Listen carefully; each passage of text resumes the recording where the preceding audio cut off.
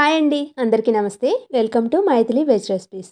ఈరోజు వీడియోలో సంక్రాంతి పిండి వంటలు స్పెషల్లో బెల్లం తీపి గవ్వల్ని ఎలా చేసుకోవాలో చూపించబోతున్నాను. పైకి ఇలా క్రిస్పీగా ఉన్న లోపల చాలా గుల్లగా టేస్ట్ అయితే చాలా బాగుంటాయి. ఈజీగా కూడా చేసేసుకోవచ్చు. ముందుగా మనం దీనికోసం పిండిని కలిపి పెట్టుకోవాలి. నేను ఇక్కడ మైదా పిండితోటే చేస్తున్నాను. మీరు కావాలి అనుకుంటే గోధుమ పిండితో కూడా వీటిని చేసుకోవచ్చు. ఒక మిక్సింగ్ బౌల్లోకి నేను ఇక్కడ 2 కప్పుల వరకు మైదా పిండిని అయితే తీసుకున్నాను. దాంట్లోకి 1 స్పూన్ నెయ్యిని వేసుకున్నాను. నెయ్యి వేసుకోవడం వల్ల మనకి గవ్వలు అనేవి గుల్లగుల్లగా వస్తాయి. ఇక్కడ కొద్దిగా ఉప్పుని కూడా వేసుకున్నాను. ఆ క్లిప్ అనేది మిస్ అయ్యింది. నెయ్యి అంతా కూడా పిండికి బాగా పట్టుకునేలాగా ఇలా రాసుకుంటూ కలుపుకోవాలి. మొత్తం అంతా కలిసిన తర్వాత ఇలా ఉండ చేసుకుంటే మనకి అలా నిలబడి ఉండాలన్నమాట. అలా వస్తేనే మనకి గవ్వలు పర్ఫెక్ట్గా వస్తాయి. ఇప్పుడు దీంట్లోకి కొద్దిగా వాటర్ని పోసుకుంటూ పిండి మనకి మరీ మెత్తగా కాకుండా మరీ గట్టిగా కాకుండా ఉండేలాగా కలుపుకోవాలి. పిండి లూజ్ అయిపోయిందనుకోండి, గవ్వల షేప్ అనేవి కరెక్ట్గా రావు. అదే గట్టిగా కలిపేసుకుంటే కనుక గవ్వలు చాలా గట్టిగా వచ్చేస్తాయి. మొత్తం అంతా పిండి కలిపిన తర్వాత చూస్తున్నారు కదా, కన్సిస్టెన్సీ మనకి ఈ విధంగా ఉండాలి. ఇలా ఉంటే మనకి గవ్వలు బాగా వస్తాయి. ఇప్పుడు మూత పెట్టి మనం దీన్ని ఒక అరగంట పాటు నానబెట్టుకోవాలి. నేను పిండి కలపడానికి 1 కప్పు వాటర్ తీసుకుంటే నాకు ఈ వాటర్ అనేది మిగిలాయి. అరగంట తర్వాత పిండి మనకి బాగా నానిపోయి ఉంటుంది. ఇది ఇంకొంచెం సేపు ఎక్కువ నానబెట్టుకున్నా కూడా పర్వాలేదు. మనకి ఎంత ఎక్కువ నానితే గవ్వలు అనేవి అంత గొల్లగా వస్తాయి. నేను ఇక్కడ వంట సోడా వాడలేదు కాబట్టి కొంచెం ఎక్కువసేపు నానబెట్టుకుంటున్నాను. అరగంట తర్వాత మూత తీసి చేత్తోటి బాగా ఒత్తుకుంటూ కలుపుకున్న తర్వాత కొద్దిగా పిండిని తీసుకుంటూ ఇలా చిన్న చిన్న బాల్స్ కింద చేసుకోవాలి.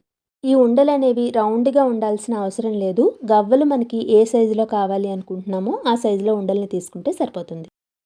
మనకి ఎంతవరకు వేయించుకుంటామో అంతవరకు ఉండల్ని చేసుకుని మిగతా పిండి ఆరిపోకుండా మూత పెట్టుకోవాలి. ఇప్పుడు వీడియోలో చూపిస్తున్నట్టుగా గవ్వల పీట మీద ఉండని పైనుంచి కింద వరకు గట్టిగా ప్రెస్ చేసుకుంటూ వదిలాము అంటే గవ్వల షేప్ అనేది ఈజీగా వచ్చేస్తుంది. ఇవి చేసుకునేటప్పుడే పక్కన నేను వేయించడానికి సరిపడా నూనెనైతే వేడి చేసుకున్నాను. ఇలా వేడెక్కిన తర్వాత దీంట్లోకి మనం చేసుకున్న గవ్వల్ని ఒక్కొక్కటిగా వేసుకుంటూ మీడియం ఫ్లేమ్ మీదే వీటిని వేయించుకోవాలి. వీటిని వేసిన వెంటనే కదపకుండా అలాగే వదిలేయాలి. నూనెలో వాటంతటా అవే పైకి తేలేంత వరకు అలా వదిలేసిన తర్వాత మనం కలుపుకుంటూ దోరగా అయ్యేంత వరకు వేయించుకోవాలి. స్టవ్ ఫ్లేమ్ని అస్సలు పెంచుకోకూడదు. మీడియం ఫ్లేమ్ మీదే పెట్టుకుని ఇలా రంగు మారి క్రిస్పీగా అయ్యేంత వరకు వేయించుకోవాలి. ఇవి కరెక్ట్గా వేగాయి అంటే మనకి పైన వచ్చిన నురుగు అంతా కూడా తగ్గిపోతుందన్నమాట. ఇలా వేగిన తర్వాత వీటిని నూనెలోంచి తీసేసుకుని ఇలాగే మిగతా పిండితోటి గవ్వల్ని చేసుకుని వేయించుకోవాలి. ఇలా ఒక బ్యాచ్ గవ్వల్ని వేయించుకునేటప్పుడే మనం పక్కన ఇంకొక బ్యాచ్ గవ్వల్ని ప్రిపేర్ చేసుకుంటూ ఉండాలన్నమాట. ఇలా గవ్వల పీట మీద గవ్వలు చేయడం అనేది సరదాగా ఉంటుంది కాబట్టి పిల్లలు చాలా ఇంట్రెస్ట్ చూపిస్తారు. మీరు ఈసారి ఎప్పుడన్నా చేసేటప్పుడు పక్కన పిల్లల్ని పెట్టుకోండి. మనకి కూడా హెల్ప్గా ఉంటుంది. మీకు ఇక్కడ వీడియోలో చూస్తుంటేనే అర్థమైపోతుంది కదా, గవ్వలు ఎంత గుల్లగా వచ్చాయి అనేది. గవ్వలన్నీ కూడా వేయించుకున్న తర్వాతనే మనం పాకాన్ని ప్రిపేర్ చేసుకోవాలి. నేను ఇక్కడ 2 కప్పుల వరకు మైదా పిండిని అయితే తీసుకున్నాను కదా, దానికోసం 1.25 కప్పు వరకు బెల్లం తురుముని కొద్దిగా వాటర్ని పోసుకుని మీడియం ఫ్లేమ్ మీదే ఇలా కలుపుకుంటూ బెల్లం పూర్తిగా కరిగాక పాకాన్ని చెక్ చేసుకుంటూ ఉండాలి. పాకం మనకి నీళ్ళల్లో వేసిన తర్వాత అది కరిగిపోకుండా ఇలా మెత్తటి ఉండ కింద చేసుకోవడానికి వస్తే గవ్వల కోసం పాకం కరెక్ట్గా వచ్చినట్టే. ఇలా వచ్చిన తర్వాత స్టవ్ ఫ్లేమ్ని ఆఫ్ చేసేసుకుని కొద్దిగా నెయ్యిని, యాలకుల పౌడర్ని వేసుకుని మనం వేయించుకున్న గవ్వల్ని వేసుకుని పాకం అంతా కూడా గవ్వలకి పట్టేలాగా కలుపుకోవాలి. వేడి మీద దీన్ని ఇలా కలుపుతూ ఉంటే మనకి పాకం అనేది గవ్వలన్నింటికీ కూడా సమానంగా పట్టుకుని తీపి కరెక్ట్గా ఉంటుంది. 2-3 నిమిషాలు బాగా కలుపుకుంటూ ఉన్నాము అంటే పాకం కన్సిస్టెన్సీ అనేది మారి దగ్గర పడిపోతూ ఉంటుంది. ఇప్పుడు కలపడం ఆపేసి పూర్తిగా చల్లారనివ్వాలి. ఇవి పూర్తిగా చల్లారిపోతే కనుక ఒకదానికొకటి అంటుకోకుండా పొడి పొడిగా ఏ గవ్వకా గవ్వ ఈజీగా విడిపోతుంది. గవ్వల మీద పాకం అనేది ఒక్కొక్కసారి మనం వాడే బెల్లం తీరును బట్టి ఉంటుంది. గట్టి బెల్లం అయితే ఒకలాగా, మెత్తటి బెల్లం అయితే ఒకలాగా ఉంటుంది. కజ్జికాయల పీట లేకపోయినా అందరూ కూడా సులువుగా చేసుకునే పద్ధతిని అయితే ఈరోజు నేను మీకు చూపించబోతున్నాను. ముందుగా వీటిని చేసుకోవడానికి 1.5 కప్పు వరకు మైదాన్ని తీసుకున్నాను. దీంట్లోకి 1 టేబుల్ స్పూన్ వరకు బొంబాయి రవ్వను తీసుకోవాలి. ఇలా రవ్వ వేయడం వల్ల కజ్జికాయలు మనకి క్రిస్పీగా చాలా బాగా వస్తాయి. ఇప్పుడు దీంట్లోకి కొద్దిగా సాల్ట్ని, 2 స్పూన్ల వరకు వేడి చేసుకున్న నెయ్యిని కానీ నూనెని కానీ వేసుకుని ఇవన్నీ కూడా పిండికి బాగా పట్టుకునేలాగా చేత్తోటే ఇలా బాగా రాసుకుంటూ కలుపుకోవాలి. ఇప్పుడు దీంట్లోకి కొద్దిగా వాటర్ని పోసుకుంటూ పిండిని మరీ మెత్తగా కాకుండా మరీ గట్టిగా కాకుండా సెమీ సాఫ్ట్గా ఉండేలాగా కలుపుకోవాలి. ఇక్కడ చూపిస్తున్నాను కదా, పిండి మొత్తం కలిపిన తర్వాత మనకి ఈ విధంగా ఉంటే కజ్జికాయలు అనేవి చాలా బాగా వస్తాయి. ఇప్పుడు దీని మీద కొద్దిగా నూనె రాసుకుని మూత పెట్టి 15 నిమిషాల పాటు దీన్ని నాననివ్వాలి. ఇది నానేలోగా మనం దీంట్లోకి కావలసిన కొబ్బరి ఇంకా రవ్వ స్టఫింగ్ని అయితే ప్రిపేర్ చేసుకుందాము. ముందుగా పాన్లోకి ఒక స్పూన్ నెయ్యిని వేసుకుని, నెయ్యి కరిగిన తర్వాత చిన్నగా కట్ చేసుకున్న జీడిపప్పు బాదంని వేసుకుని ఇలా ఎర్రగా వేగిన తర్వాత వీటిని పక్కకు పెట్టుకుని అదే నేతిలోకి మనం 1 కప్పు వరకు బొంబాయి రవ్వనైతే తీసుకోవాలి.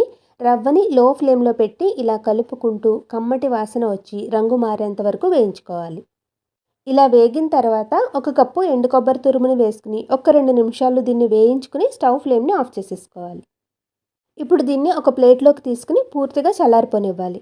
నేను ఇక్కడ 1 స్పూన్ వరకు గసగసాలని కూడా వేసుకుంటున్నాను. ఇది మీకు పూర్తిగా ఆప్షనల్ మాత్రమే, ఒకవేళ లేకపోతే స్కిప్ చేసేయచ్చు. వీటిని కూడా లో ఫ్లేమ్లో ఒక 2 నిమిషాలు వేయించుకుని రవ్వ మిశ్రమంలోకి కలిపేసుకోవాలి. నెక్స్ట్ మనం దీంట్లోకి 3/4 కప్పు వరకు పంచదార, 4 యాలకుల్ని తీసుకుని మిక్సీ జార్లో వేసుకుని మెత్తటి పౌడర్ కింద చేసుకోవాలి. వేయించుకున్న రవ్వ పూర్తిగా చల్లారిన తర్వాత గ్రైండ్ చేసుకున్న పంచదార పొడిని, వేయించుకున్న డ్రై ఫ్రూట్స్ని వేసుకుని ఒక్కసారంతా బాగా కలుపుకున్నాము అంటే కజ్జికాయల్లోకి కావాల్సిన స్టఫింగ్ అయితే రెడీ అయిపోతుంది. ఈలోగా మనకి పిండి కూడా నానిపోయి ఉంటుంది. మూత తీసి ఒకసారి మొత్తం బాగా కలుపుకుని మనకి నచ్చిన సైజులో కొద్ది కొద్దిగా పిండిని తీసుకుంటూ పైన పొడిపిండి చల్లుకుంటూ ఇలా చిన్న సైజు పూరి కింద ఒత్తుకోవాలి. మీకు ఒకవేళ పూరి ఒత్తుకున్నప్పుడు రౌండ్గా కనుక రాలేదు అనుకోండి, ఏదైనా షార్ప్గా ఉండే మూతతో కానీ లేదంటే బాక్స్తో కానీ కట్ చేసుకుని తీసుకోవచ్చు. ఇలా కట్ చేసిన తర్వాత మిగిలిన ఎక్స్ట్రా పిండిని మనం కలిపి పెట్టుకున్న పిండిలోకి వేసేసుకుని పిండి అనేది ఆరిపోకుండా మూత పెట్టుకుని ఉంచుకోవాలి. మనం ఒత్తుకున్న పూరి కూడా మరీ మందంగా కాకుండా మరీ పలుచగా కాకుండా ఈ విధంగా ఒత్తుకోవాలి.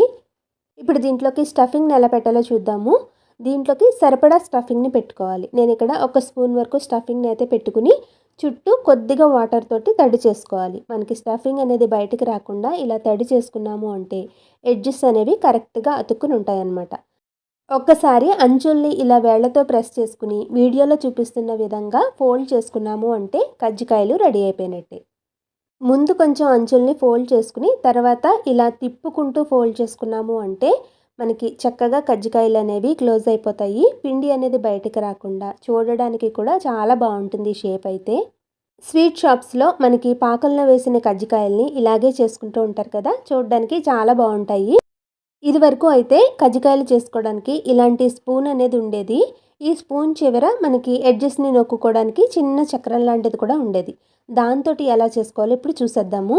పూరి ఒత్తుకున్న తర్వాత దీంట్లోకి స్టఫింగ్ని పెట్టుకుని అంచుల్ని క్లోజ్ చేసుకున్న తర్వాత ఈ చక్రంతో ఇలా వీడియోలో చూపిస్తున్న విధంగా మనం ప్రెస్ చేసుకుంటూ రౌండ్గా తిప్పుకోవాలి.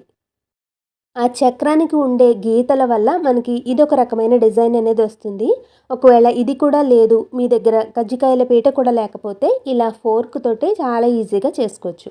కజ్జికాయల్ని ముందులాగానే పూరి ఒత్తుకుని స్టఫింగ్ పెట్టుకున్న తర్వాత అంచుల్ని ఇలా ఫోర్క్ తోటి కొద్దిగా ప్రెస్ చేసుకుంటే సరిపోతుంది. మనకి ఈజీగా కజ్జికాయలు అనేవి రెడీ అయిపోతాయి.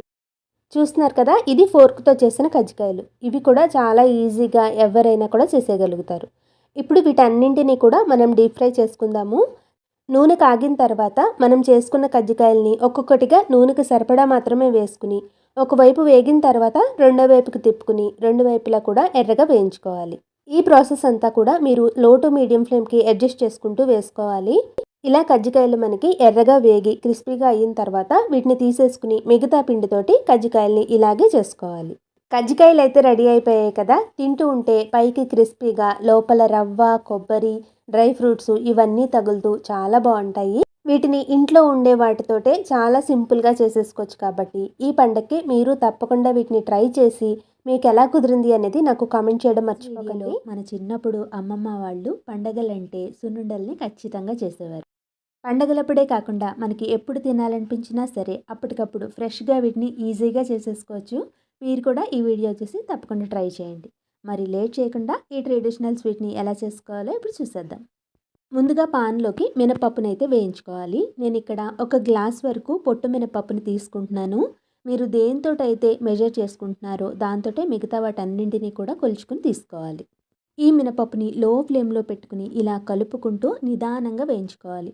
చక్కగా ఇలా దోరగా వేగి కమ్మటి వాసన వచ్చేంత వరకు వీటిని వేయించుకుని వీటిని ఒక ప్లేట్లోకి తీసేసుకోవాలి. తర్వాత పాన్లోకి అర గ్లాస్ వరకు మినపగుళ్ళనైతే తీసుకోవాలి.